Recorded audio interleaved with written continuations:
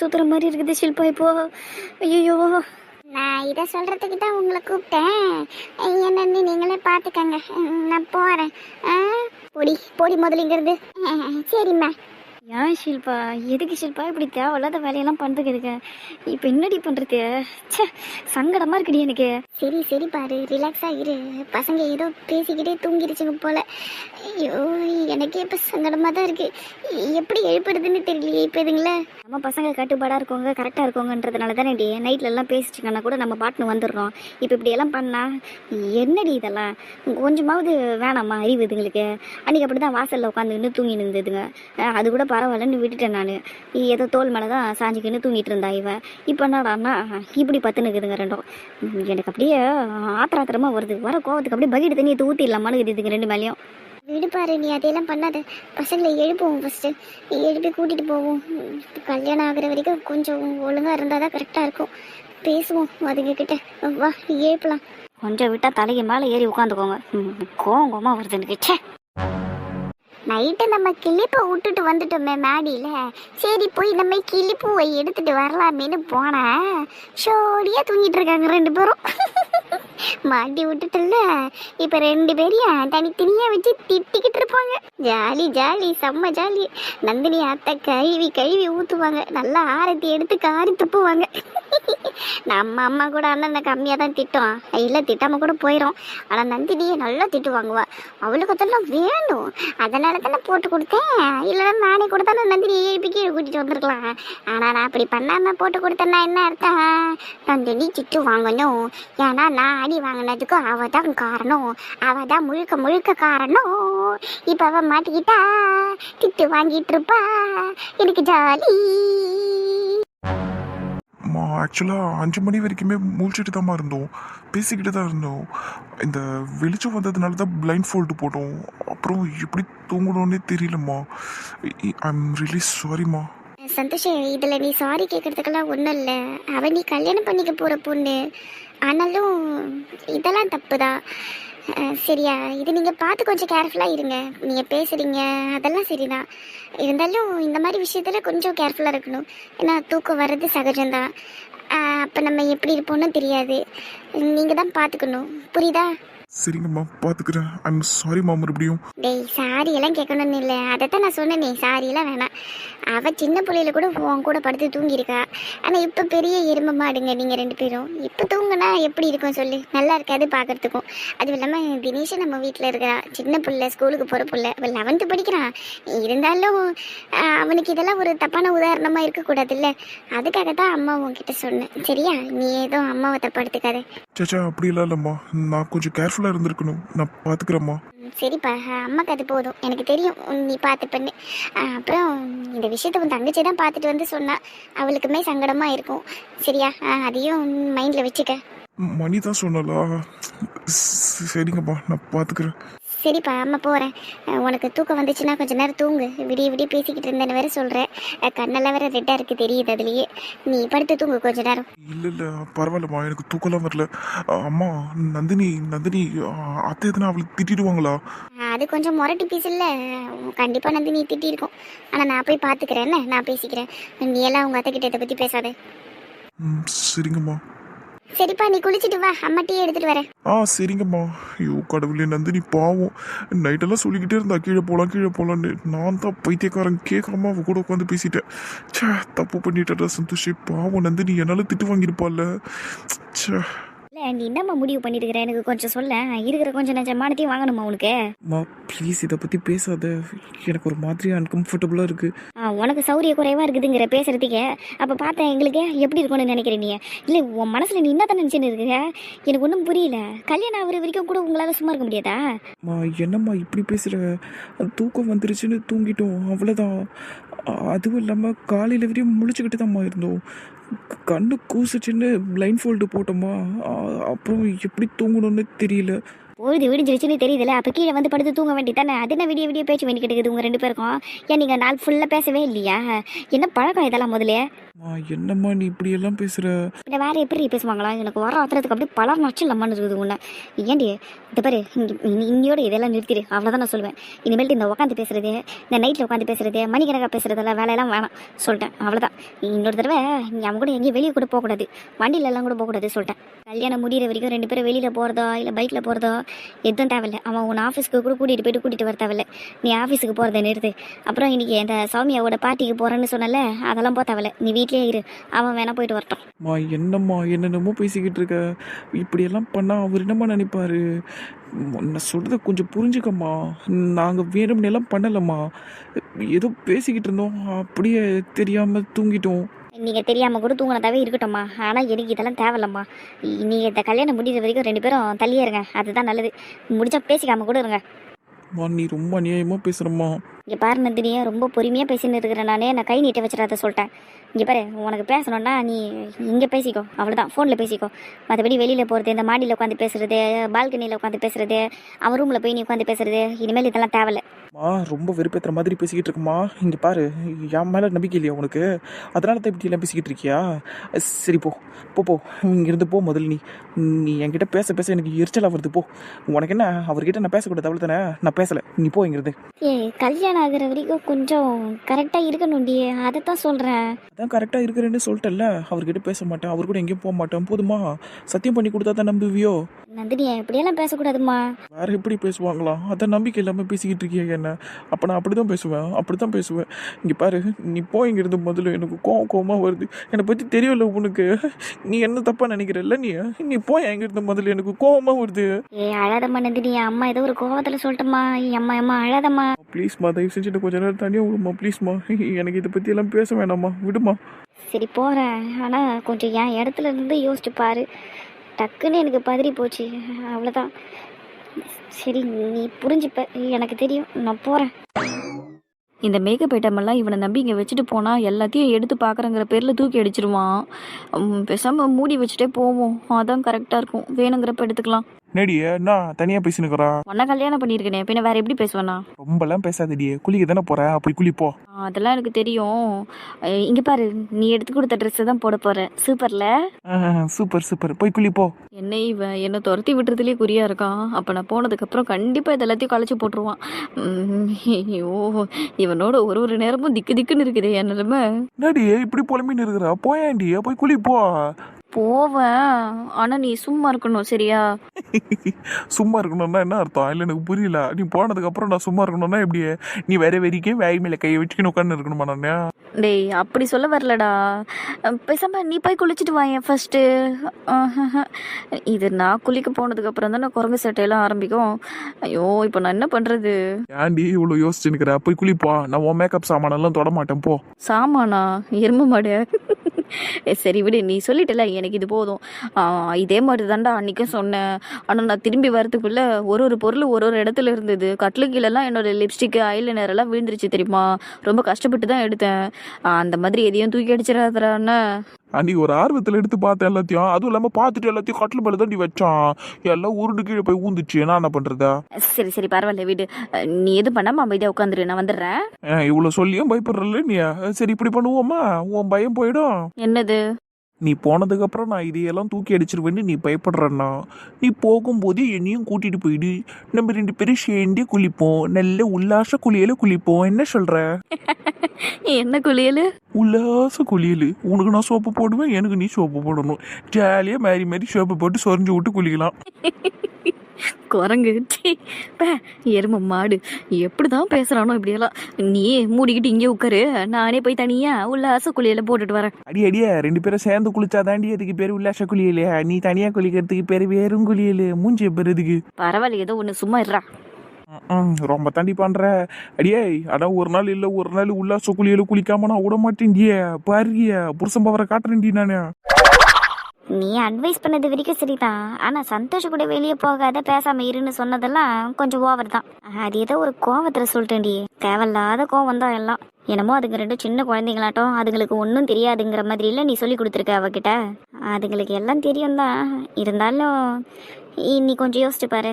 வீட்டில் அர்ச்சனா பிள்ளைங்களோ, இல்லை புஷ்பாவோட பிள்ளைங்களோ, இல்லை பிரியாவோட பிள்ளைங்களோ, ஏதோ ஒரு பிள்ளைங்க இந்த மாதிரி நம்ம வீட்டில் இருக்கும்போது பசங்க இப்படி நடந்துக்கிச்சிங்கன்னா நல்லா இருக்குமா? அந்த சின்ன பிள்ளைங்க பார்த்துட்டு என்ன நினைக்கோங்க? தப்பாக யோசிக்காதீங்க. இதெல்லாம் ஒரு தப்பான முன் உதாரணமாக எடுத்துக்காதுங்க.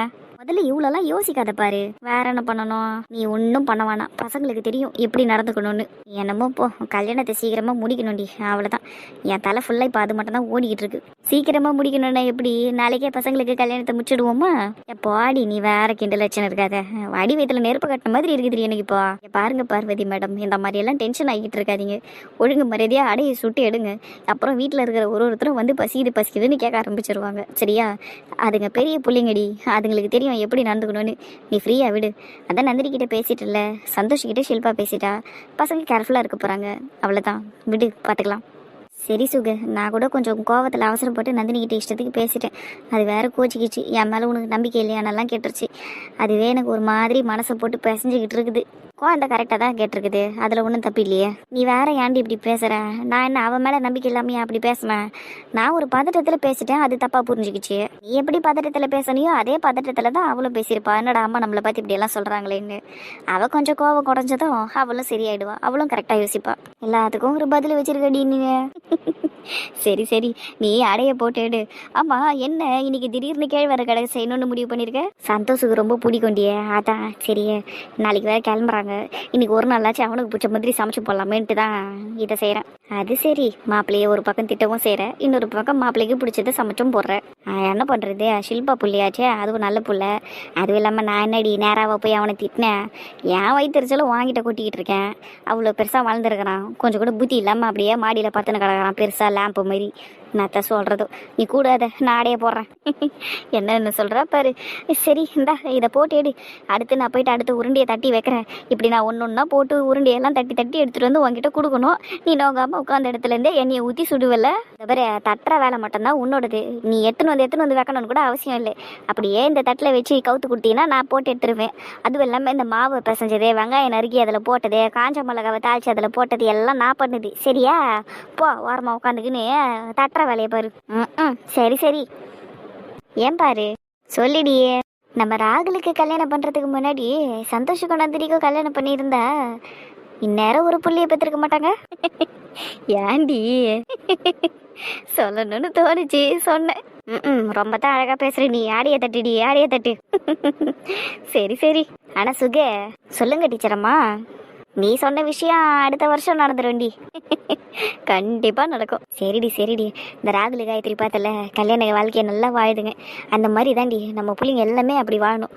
அழகா வாழ்க்கையை நடத்துதுங்க ரெண்டும். பார்க்கறதுக்கே நல்லாகுது. அந்த மாதிரி தான் இருக்கணும் எல்லாரும். சந்தோஷம் நந்தினியும் கூட அப்படி தான் இருக்கணும். அதான் என் ஆசையும் கூட.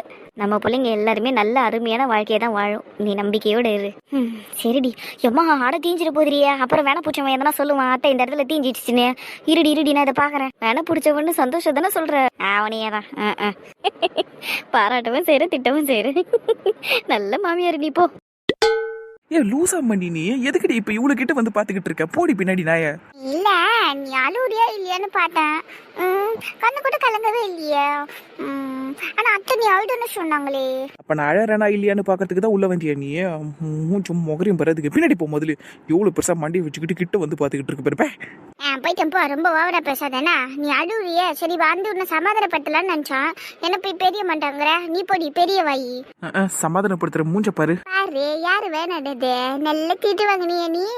அத்தை உன்னை நல்லா திட்டிருப்பாங்களே, கழுவி ஊத்திருப்பாங்களே. நல்லா வாங்கினல்ல. இங்க பாரு மணி, விளையாடாத சொல்லிட்டேன். நான் ஏற்கனவே ரொம்ப ஸ்ட்ரெஸ்டா இருக்கேன். தேவையில்லாம என்ன இப்படி டென்ஷன் ஏற்றி விடாத. சரி சரி, கோவப்படாத. ஆனா உன் மேல தப்பு வச்சுக்கிட்டு இப்படி கோவப்படுறதுலாம் நியாயமே இல்லை, தெரியுமா? உன்னை யாரு கல்யாணத்துக்கு முன்னாடி என் அண்ணன் கூட படுக்க சொன்னது? அசிங்கமா மொட்டை மாடல 2 பேரும் ஒன்னா பார்த்து நீங்க நல்லாவே இல்லை. சீ, இப்படிலாம் பண்ணவே கூடாது. எங்க பாரு, நான் ஓவர் எல்லாம் பேசாத. நாங்க உட்காந்து தான் பேசிக்கிட்டு இருந்தோம். அதுக்கப்புறம் ரொம்ப நேரம் உட்கார முடியலன்ட்டு தான். அம்மா, உனக்கு யாரும் இந்த விஷயத்தெல்லாம் சொன்னா? அதுவா, அது அத்தை தான் சொன்னாங்க. இது என் அம்மா உங்ககிட்ட இந்த விஷயத்த சொன்னாங்களா? அதெல்லாம் வாய்ப்பே கிடையாது. உண்மையை சொல்லு, யார் சொன்னது உனக்கு இதை? அத்தை தான் சொன்னாங்க. நேரடியாலாம் சொல்லலை. ஃபஸ்ட்டு என்ன சொன்னாங்கன்னா, நந்தினி அழுவுறா, நீ போய் கொஞ்சம் சமாதானப்படுத்தாவல அப்படின்னு சொன்னாங்க. சரி ஏன் அழுவுறான்னு கேட்டேன். அதுக்கு தான் நடந்த விஷயத்தெல்லாம் சொன்னாங்க. அப்படி தான் சொன்னாங்க. இது எல்லாமே உங்ககிட்ட சொன்னாங்க? ச்சே, கொஞ்சம் கூட விவஸ்தையே இல்லாமக்கு எதுக்கு இப்படி பண்ணிச்சு? ஓ கடவுளே, என் மானத்தை வாங்கிடும் போல இருக்குது வீட்டில் இருக்கிற எல்லாருக்கிட்டையும் சொல்லி. சரி சரி, கோவப்படாத. பாவம் அத்தை மட்டும் என்ன பண்ணுவாங்க? அவங்க பொண்ணு இப்படி தப்பு பண்ணிச்சுன்னா அவங்க பொண்ணோட ஃப்ரெண்டு கிட்ட என்கிட்ட தானே சொல்லுவாங்க. சரியா, நீ வா நம்ம போகலாம். பசிக்குது எனக்கு, நம்ம சாப்பிடலாம் வா. நீ போய் சாப்பிட்டு போ, எனக்கு எதுவும் வேணாம். விடு நந்தினி, ஏதோ தப்பு பண்ணிட்ட, பரவாயில்ல விடு, எல்லாரும் உன்னை மன்னிச்சிடுவாங்க. தேவையில்லாம சாப்பாட்டு மேலெல்லாம் கோவத்தை காட்டக்கூடாது. வா வா நம்ம போய் சாப்பிடுவோம். இந்த பாரு, எனக்கு கெட்ட கோபம் வருது. சும்மா என்ன தப்பு பண்ணன்னு சொல்லாத. அப்ப நீ பண்ணது சரியா என்ன? நாங்கள் தூங்கிட்டு தான் இருந்தோம் பண்ணி, எந்த தப்பும் பண்ணல. எனக்கு உங்ககிட்ட இதெல்லாம் பேசுறதுக்கு முதல்ல இஷ்டம் இல்லை. நீ அமைதியாக போய்ங்கிறது. அப்படியெல்லாம் போக முடியாது. அத்தை உன்னை சமாதானப்படுத்தி சாப்பிட்றதுக்கு கூட்டிட்டு வர சொன்னாங்க. நீ வா, வந்து சாப்பிடு வா. தப்பு பண்றதெல்லாம் மனுஷ வாழ்க்கையில சகஜம்தான். அதுக்கு நீ இப்படி சாப்பாட்டு மேலெல்லாம் கோவத்தை காட்டக்கூடாது. எத்தனை முறை தான் நான் சொல்றது? என் அப்பா எவ்வளோ அடி வாங்கினேன் நேற்று இல்லை முந்தா நேற்று. ஆனால் நான் எவ்வளோ சாப்பாடு சாப்பிட்டேன். அந்த மாதிரி தான் சாப்பிடணும். வா. என் வாயிலிருந்து எதனா தப்பான வார்த்தையை சொல்கிற போகிறேன். நீ போயிடு இங்கேருந்து. சும்மா நான் தப்பு பண்ணனால சொல்லிக்கிட்டு இருக்காது. நான் ஒன்றும் பண்ணலை. சரியா, போ இங்கேருந்து. நல்லதுக்கே காலம் இல்லப்பா. அடி உரை சொன்னா திட்டுறாங்க. சரி சரி, இங்க பாரு நந்தினிய, நீ பொறுமையா ரெஸ்ட் எடுத்துட்டு வா, நான் போறேன் என்ன. ஆனா உன்னோட நாத்தனாருங்கிற முறையில உனக்கு ஒரு சின்ன அட்வைஸ் மட்டும் கொடுக்குறேன் நந்தினியே. கல்யாணத்துக்கு முன்னாடி இதெல்லாம் ரொம்ப பெரிய தப்புடி. 2 பேரும் பேசுறீங்க உக்காடுறீங்க பரவாயில்ல, ஆனா படுக்கிறதெல்லாம் தப்பு நந்தினியே. அதுவும் நீ அண்ணன் மேலேயே படுத்துக்கிட்டு இருந்த. சீ, அதெல்லாம் பாக்குறதுக்கே சகிக்கல தெரியுமா? எதுக்கிடி அடிச்ச என்ன? உன்னையெல்லாம் அப்படியே கொண்டு நீண்டி என்ன ஜென்மமா இருப்ப நீ? நீ தானே போட்டு கொடுத்த. நான் ஒன்றும் போட்டு கொடுக்கல. வாயிலே குத்துவான் சொல்லிட்ட. போய் சொன்னா உண்மையை சொல்றி. நீ தானே பார்த்து போட்டு கொடுத்த. இல்ல, சும்மா போய் சொல்லிக்கிட்டு இருந்துட்டு வையே, அந்த டிவி எடுத்து உன் தலையில உடைப்பேன். உண்மையை சொல்லிடி. நீ தானே பார்த்துட்டு சொன்ன. அதனால தான் நான் கரெக்டா சொல்றேன். நான் அவர் மேல படுத்துக்கிட்டு இருந்தேன்னு. நான்லாம் வந்து எதையும் பார்க்கல. ஆத்தை தான் சொன்னாங்க. என் அம்மா சத்தியமா இந்த அளவுக்குலாம் சொல்லியிருக்க மாட்டாங்க. நீ ரொம்ப ஓவரா பேசாதானே, எனக்கு தெரியும்டி. அதுவும் இல்லாம பேசும்போது நீ என்ன சொன்ன, பாக்குறதுக்கே சகிக்கல இருந்தானே சொன்னேன். அப்ப நீ பாத்துருக்கன்னு தானே அர்த்தம். ஏண்டி, நான் உன் ஃப்ரெண்டு தானே, அவர் உன் அண்ணன் தானே. எங்க 2 பேரும் மானத்தை இப்படியா வாங்குவேன்? யாராச்சும் ஒருத்தர் எழுப்பி இருக்கலாம்ல. நாங்க 2 பேரும் கீழே வந்து தூங்கிருப்போம்ல. எதுக்கிட்டே இப்படி எங்களை அசிங்கப்படுத்துறீ நீ? ரொம்ப பேசாத. நான் ஒன்றும் வேணும்னெல்லாம் வரல. மாலை மாடியில் என் கிளிப்பு இருந்துச்சு. நேற்று நைட்டு பட்டர்ஃப்ளை கிளிப்பை மேலேயே விட்டு வந்துட்டேன். சரி, அதை எடுக்கலாமேன்னு தான் வந்தேன். அப்போ பார்த்தா நீங்கள் தூங்கி நின்றீங்க. போட்டு கொடுக்க வேணான்னு தான் நினச்சேன். அப்புறம் நான் அடி வாங்கும்போது நீங்கள்லாம் வேடிக்கை பார்த்துட்டு இருந்தீங்கள்ல, அதெல்லாம் எனக்கு ஞாபகம் வந்துச்சு. அதான் போட்டு கொடுத்தேன். ச்சீ, என்ன ஜென்மமா இருக்குமோ இதெல்லாம். ரொம்ப பேசாதண்ணா. அப்போ நான் அடி வாங்கும்போது எங்கள் அம்மா என்னை அடித்ததை விட நீங்கள்லாம் வேடிக்கை பார்த்துன்னு இருந்தது எனக்கு எவ்வளோ கஷ்டமாக இருந்துச்சு தெரியுமா? எத்தனை தடவை கூப்பிட்டேன் யாருனாச்சும் வந்து என்னை காப்பாற்றுங்கன்னு. ஆனால் அப்படியே எல்லாரும் வேடிக்கை பார்த்து நின்றீங்கல்ல. நான் எவ்வளோ வழியில் அழுதுருப்பேன். நீ அவ்வளோ கல்லஞ்சக்காரியாட்டு நின்று வேடிக்கை பார்த்ததுனால தான் உன்னை பழி வாங்கினேன். என் அண்ணனையும் பழி வாங்கினேன். நீங்களாச்சும் பரவாயில்ல, திட்டு தானே வாங்கினீங்க. ஆனால் நான் அடி வாங்கினேன். இப்போ இருந்தாலும் அதுக்கும் இதுக்கும் சரியாக போச்சு. நீ பண்ணது பெரிய தப்பு. அதுக்கு நீ வாங்கின அடியெல்லாம் ரொம்ப கரெக்டாக தான். அதனால தான் நானும் ராகுலும் நின்று வேடிக்கை பார்த்துக்கிட்டு இருந்தோம். இல்லைன்னா குறுக்கில் பூந்து தடுத்து நிறுத்திருக்க மாட்டோம். இந்த மாதிரி மட்டமான வேலையெல்லாம் பார்த்தா வீட்டில் இருக்கிறவங்கெல்லாம் பொழந்து கட்ட தான் செய்வாங்க. நீ வாங்கினதெல்லாம் ரொம்ப சரிதான். சரியா, அதுக்காக இப்படி கேவலமாக பழி வாங்குற நல்லா இறங்காத. அதை விட்டுட்டு எப்படி திருந்துறது, எப்படி புத்தியை சரி பண்ணுறதுன்னு அதை பற்றி உட்காந்து யோசி. சரியா, போ முதலிங்கிறது. மூஞ்சி முகரையும் போகிறதுக்கு. இப்போ கூட சொல்கிறேன், நானும் எந்த பிரச்சனையும் ஆரம்பிக்கல. ட்ரெஸ்ஸை மாற்றி எடுத்துன்னு வந்து கூத்து நீ தான் ஆரம்பிச்சு வச்ச. என் மேலே எந்த தப்பும் கிடையாது. சனியனே, போ இங்கிறது முதல்ல. சே, உன்னை பார்த்தாலே எரிச்சல வருது. சீப்பா, நான் போகிறேன்ப்பா. நான் ஒன்றும் இங்கே இருக்க போதில்லை. நான் போய் சாப்பிட போகிறேன். நீயும் வா, அத்தை ஒன்று கூப்பிட்டாங்க. எனக்கு எதுவும் தேவையில்ல, நீ போய் இங்கிறது. சரிப்பா, பட்னியா கடை யார் வேணாண்ணா, நான் போய் சாப்பிட்றேன். நான் இன்னைக்கு சீக்கிரம் தானே எழுந்தேன். கொஞ்சம் மேலே வந்திருந்தேன்னா கண்டிப்பாக உங்கள் 2 பேரும் எழுப்பி கீழே கூட்டிகிட்டு வந்திருப்பேன். ஆனால் பாருங்கள், குட்டி சத்தம் போட்டு குத்துருச்சு. அது நம்மளை எப்படா பழி வாங்கலான்னு வெயிட் பண்ணிக்கிட்டு இருக்கு. அதான் சான்ஸ் கிடைச்சதும் யூஸ் பண்ணிக்கிச்சு. சரி விடு, நான் பார்த்துக்கலாம். குட்டி சத்தம் வருது, நான் மேலே இருந்து என்ன பண்ணிட்டு வருதுன்னு தெரியல. இப்போ என்னாச்சு இதுக்கு ஒரு மாதிரி இருக்கு? ராகுலே, அவன் மூஞ்ச பாரு. இது மூஞ்செல்லாம் மனுஷ பாப்பனாமா? எப்பா இங்கிறது எப்படி நிக்குது பாரு, நல்லா சைனீஸ் ஆயா மாதிரி. இவரு இதோ போயிட்டு சொல்லிட்டான். இந்த பீனு இழுத்து நின்று அப்படியே முடிய கொத்த பிடிச்சி செவுத்துல வச்சு இடிப்போம் உன்ன. போதண்ணா, இன்னைக்கு கோட்டை முடிஞ்சிருச்சு. சும்மானால யாரும் எம்எல்ஏ கையை வைக்காதீங்க. வாங்கி கட்டி இருக்கிற போல. ஆமா, யார் அடிச்சது? நந்தினி. நினைச்சேன்டி நீ நந்தினி கிட்ட தான் அடி வாங்கியிருப்பேன்னு. உனக்கு இதெல்லாம் தேவைதான். இப்போ என் கண்ணு முன்னாடி நிற்காது. அப்புறம் நானும் 4 அடி வச்சிருவேன் என் பங்குக்கு. எல்லாருக்கும் நான் வேண்டாதவளா போயிட்டல்ல. சரி விடு, நான் போறேன். எனக்கு என்ன யாரு இல்லையே, உனக்கு அது தோணவில்லையே. வெக்கமாவே இல்லைல்ல உனக்கு? சரி போ இங்க இருந்து. நான் போறேன், எனக்கு பசிக்குது. இப்போலாம் அண்ணன்னு கூட பார்க்கறது இல்ல, என்னையும் நல்லா பழி வாங்க ஆரம்பிச்சிட்டல. சரி போ, பார்த்துக்கிறேண்ணா. இதெல்லாம் மட்டும் நல்லா சொல்லு. நான் கூட தான் உன் தங்கச்சி. ஆனால் நான் எவ்வளோ அடி வாங்கினேன், நீ வேடிக்கை தானே பார்த்துக்கிட்டு இருந்த. நீயாச்சும் வந்து சொல்லியிருக்க வேண்டியதானே அம்மா கிட்ட. நின்று வேடிக்கை பார்த்தல, அதனால தான் போட்டு கொடுத்தேன். போ. உனக்கு இதெல்லாம் தேவைதான். நல்லா ஜாலியாக வருகிறீங்க நீ. அவ்வளோ பார்க்குறேன் இனிமேல் எப்படி இருக்கிறீங்கன்னு. இப்படி பேசிட்டு போறா பாடுறா அவ. நீ ஃப்ரீயாக விடுண்ணா, அதை அப்புறமா கவனிச்சிக்கலாம். நந்தினி வரா, நீ அவகிட்ட பேசிட்டு வாண்ணா, சரியா? சரிடா ரகுலு. ஏ hi Nandini, good morning. Nandini நில்லு, உன்கிட்ட தானே பேசிக்கிட்டு இருக்கேன். இல்லை இப்போ கோச்சுக்கிட்டா போல இருக்கே, பேசாமல் போய்கிட்டு இருக்கா. அதனால தான் என் ஃபோனையும் அட்டன் பண்ணலையா, மெசேஜுக்கும் ரிப்ளை பண்ணலையா. ஐயோ இப்போ இவ்வளோ எப்படி சரி பண்ண போகிறேன்னு தெரியல நான். ஐயோ எனக்குன்னே வருது ஒரு பிரச்சனையும். ஏம்மா திடீர்னு எதுக்கு இப்போ இந்த முடிவு எடுத்த? என்ன முடிவு எடுத்திருக்கா அவ? நான் திடீர்னுலாம் எடுக்கலப்பா, ஏற்கனவே யோசிச்சு வச்சது தான். அப்படியா? சரி விடுமா, நல்லதுக்கு தான் எல்லாம். நானே உங்ககிட்ட சொல்லணும்னு தான் இருந்தேன், இப்போ நீயாவே டிசைட் பண்ணிட்ட. எனக்கு போதும், எனக்கு இது சந்தோஷம்தான். ஐயோ என்ன முடிவு, என்ன சந்தோஷம், எனக்கு ஒன்றும் புரியலையே. இவ வேற என்கிட்ட பேச மாட்டேங்கிறா. ஒருவேளை கல்யாணம் வேணாம்னு சொல்லியிருப்பாளோ, அதனால தான் இவர் இவ்வளோ சந்தோஷப்படுறாரோ. ஆனால் கல்யாணம் வேணான்னா இவர் சந்தோஷம்லாம் பட மாட்டாரு. ஐயோ என்ன முடிவாக இருக்கும்னு தெரியலையே. இப்போ என்ன பண்ணுறது? ஏன்டா, ஏன் புலம்பி தள்ளுற? என்ன பிரச்சனை உனக்கு இப்போ? ஒன்றும் இல்லை மாமா, ஒன்றும் இல்லை ஏம்மா, ஒன்றும் இல்லை மாமா.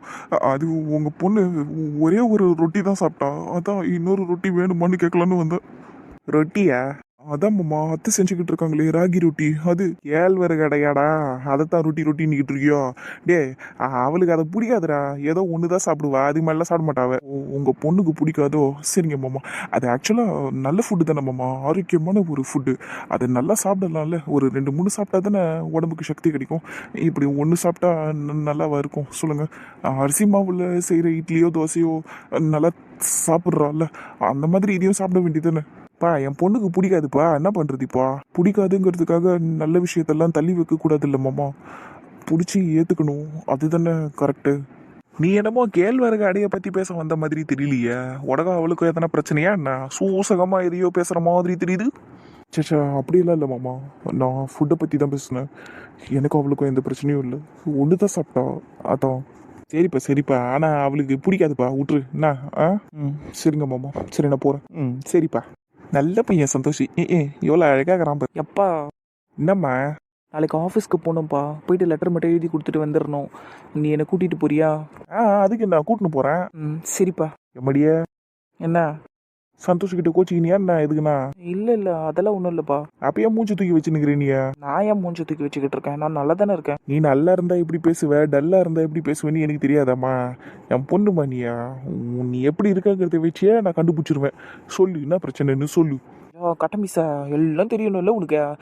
ஒன்றும் பிரச்சனை இல்லைப்பா, விட்டுரு. நீ போ, நீ வெளியே தானே கிளம்புற, போயிட்டு வா போ. சரி சொல்லலைன்னா போ, ஆனால் மூஞ்சை மட்டும் இப்படி தூக்கி வச்சுன்னு இருக்காத சொல்லிட்டேன். இந்த பேரியா, நான் வெளியே போகிறேன், உனக்கு எதனா வேணும்னா சொல்லு, வாங்கிட்டு தரேன். எனக்கு ஒன்றும் வேணாம். அப்போ கன்ஃபார்ம் உனக்கு சந்தோஷத்துக்கு ஏதோ பிரச்சனை, அதனால தான் நீ இப்படி மூஞ்சி தூக்கி வச்சுன்னு இருக்கிற. கண்டுபிடிச்சிட்டேன். அப்பா நான் கண்டுபிடிச்சிட்டேன். நான் யாரையா சிவகுமாராச்சே? பெரிய கண்டுபிடிப்பு அப்படியே. அதெல்லாம் ஒன்றும் இல்லைன்னு சொல்லிட்டல, நீ ஏன் எதனா யோசிச்சு சொல்லாதப்பா. நீ வரும்போது எனக்கு ஒரு இளநீர் மட்டும் வாங்கிட்டு வா, ரொம்ப ஹீட்டாக இருக்க உடம்பு. சரி விட்டு, பிரச்சனை இல்லைன்னு சொல்லிட்டல, அது போதும் எனக்கு. நானே அதனால உன்னால செவ்வேலு நீயா வாங்கிட்டு வரேன், 2-3 வாங்கிட்டு வரேன் குடின்னா. சரி சாவரம் அப்படியே சிரிச்சிங்கனே இருடி ராஜாத்தி. நான் அப்படியே கடைக்கு போயிட்டு வந்துடுறேன், வரும்போது மாங்காய்லாம் வாங்கிட்டு வந்துடுறேன். இந்த உங்க மீனாத்த ஏதோ மாங்காயில் தித்திப்பு பண்ண போறாங்களாம், தித்திப்பு ஊருக்கெல்லாம் செய்ய போறாங்களாம். செஞ்சு வேகட்டும், நான் போயிட்டு வந்துடுறேன்னா போய் வாங்கிட்டு வந்துடுறேன். சரிங்கப்பா. அப்பா, எனக்கு சாப்பிட்றதுக்கு ஒரு மாங்காய் மட்டும் கொடுத்துருண்ணா. உடம்பு சூடாகுதுங்கிற இதுல மாங்காய் வேற தூங்கணும் நீ, அதெல்லாம் வேணாம், சாப்பிடக்கூடாது. அப்படி சொல்லுங்க மாமா. என் அசோக்கு பொண்ணு ரெடி ஆகி வந்துருச்சு. எப்படியா இந்த சொக்கா கூட அழகாகுதுமா. தேங்க்யூ மாமா. சரிடா. அப்புறம் நான் கடைக்கு போறேன், உனக்கு ரோஸ் மில்க் வாங்கினத்தா, உனக்கு பிடிக்குமே, வாங்கினறேன்.